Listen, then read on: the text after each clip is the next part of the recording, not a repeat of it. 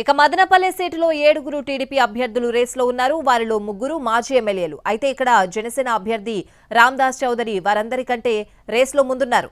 పొత్తు కుదిరినప్పటి నుంచి మదనపల్లె సీటు జనసేనదే అనే ప్రచారం జోరుగా సాగుతోంది.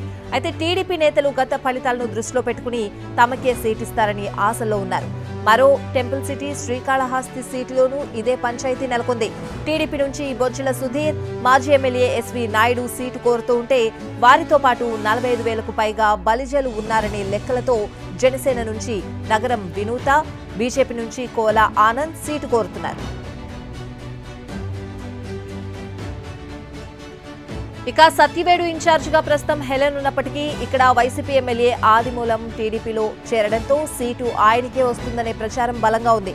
ఇక హెలెన్ అనుచరులు మాత్రం సీటు మాకివ్వాలంటూ చంద్రబాబును కోరగా ఇలా ఈ 4 చోట్ల అభ్యర్థుల సంఖ్య భారీగా ఉంది. రెండో లిస్టులో అధినేతల నిర్ణయంపై హాట్ గా చర్చలు నడుస్తున్నాయి. దాంతో శివరాత్రి ముందే జాగారం తప్పడం లేదని మాట్లాడుకుంటున్నారు జిల్లాలో 3 పార్టీల నేతలు.